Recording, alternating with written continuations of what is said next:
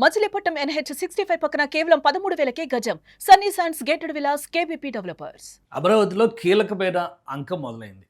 రెండో దశ land pooling. వాస్తవానికి ఇది రెండో దశ కాదు, ప్రాజెక్టుల ఆధారంగా భూ సమీకరణ చేసేటువంటి ప్రక్రియగా రాష్ట్ర ప్రభుత్వం చెబుతుంది. ఇందులో భాగంగానే తుళ్ళూరు మండలంలో వడ్డమాను గ్రామంలో భూ సమీకరణకై రైతులతో భేటీ నిర్వహించారు మంత్రి నారాయణ, ఇతర రాజకీయ నాయకులు, అధికార ప్రతినిధులు అందరూ కలిసి.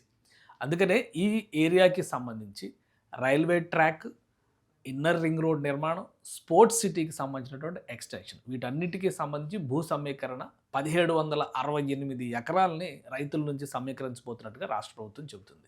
సో ఈ సమీకరణకి సంబంధించి మంత్రితో పాటు ఈ ప్రతినిధి బృందం అక్కడికి వెళ్ళారు.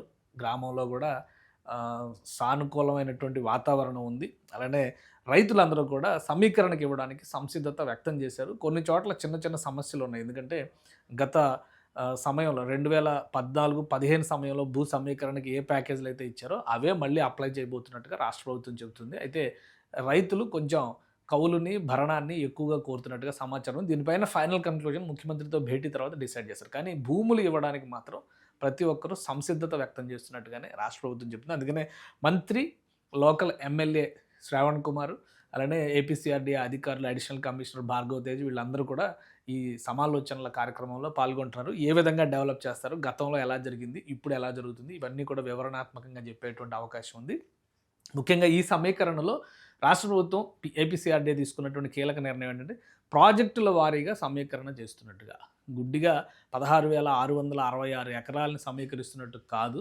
ప్రతి చోట సమీకరణకి సంబంధించి ఒక హేతుబద్ధత ఉంది. దాన్ని నిరూపించేటువంటి ప్రయత్నం రాష్ట్ర ప్రభుత్వం చేస్తుంది. అందులో భాగంగానే మంత్రి ఆయా ప్రాజెక్టుల వివరాలన్నింటినీ కూడా రైతులతో చర్చిస్తున్నారు. అవి ఏ విధంగా ఉండొచ్చు అనేటువంటి అంశాలను కూడా విశ్లేషిస్తున్నారు. ఒకసారి చూద్దాం. ఈ రెండవ దశ పూలింగ్లో మొదటి అంకం వడ్డమాను నుంచే ఎందుకు మొదలైంది, దాన్ని కూడా విశ్లేషించేటువంటి ప్రయత్నం చేద్దాం. ఎందుకంటే వడ్డమాను ప్రస్తుతం అక్కడ ఉన్నటువంటి జాగ్రఫీ రీత్యా చూస్తే కనుక ఇది మొత్తం మాస్టర్ ప్లాన్కి సంబంధించినటువంటి ఏరియా. ఈ మాస్టర్ ప్లాన్కి సంబంధించినటువంటి ప్లాన్లో ఈ పక్కనే ఆనుకొని ఉన్నటువంటిది వడ్డమాను గ్రామం కనిపిస్తుంది. ఇది తుళ్ళూరు మండలం. తుళ్ళూరు అంటేనే రాజధాని అనేటువంటి అభిప్రాయం ఉంది. కానీ రాజధాని కోర్ క్యాపిటల్ ఏరియాలోకి రాకుండా ఉండేటువంటి ప్రదేశం, అంటే అడ్మినిస్ట్రేటివ్ జోన్ ఏదైతే 217 చదరపు కిలోమీటర్ల వైశాల్యం ఉన్నటువంటి నగరం అన్నారో దానికి ఆనుకుని ఉన్నటువంటి గ్రామమే ఈ వడ్డమాను గ్రామం. దీన్ని దృష్టిలో పెట్టుకొని ఇప్పుడు రాష్ట్ర ప్రభుత్వం సమీకరణ చేయాలనేటువంటి, ఒకసారి ఇలా జూమ్ చేసి చూస్తే మనకు క్లారిటీ వస్తుంది.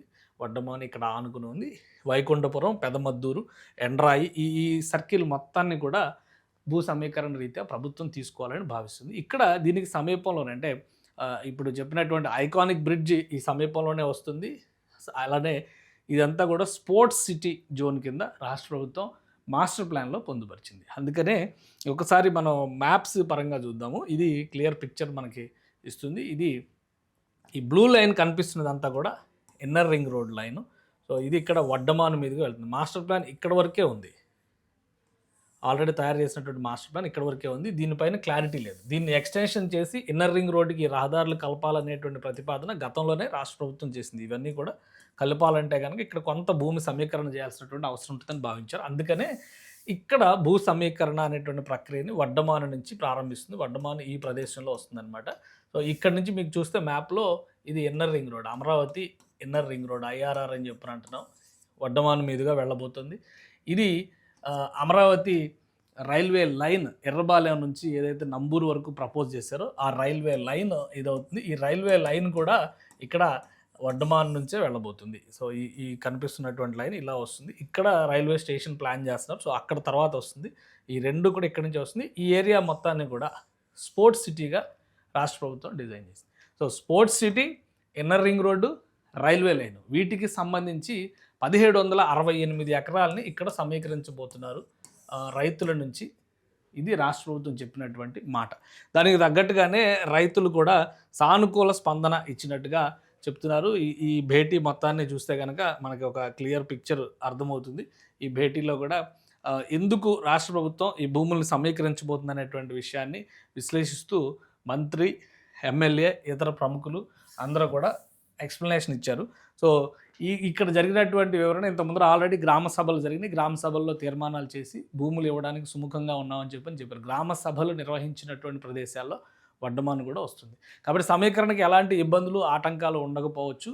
వీటి నిర్మాణానికి సంబంధించి ఇప్పటికే ఒక అంటే ఒక స్పెసిఫిక్ ప్రాజెక్ట్‌ని టేకప్ చేసింది రాష్ట్ర ప్రభుత్వం. Amaravati growth and infrastructure corporation limited ఒక ఎస్పీవీ కింద దాన్ని అనౌన్స్ చేసింది. స్పెషల్ పర్పస్ వెహికల్ కింద అనౌన్స్ చేసింది. దాని పరిధిలోకి ఇన్నర్ రింగ్ రోడ్ నిర్మాణం, ఐకానిక్ బ్రిడ్జ్ నిర్మాణం ఇవన్నీ కూడా దాని పరిధిలోకి వస్తాయి.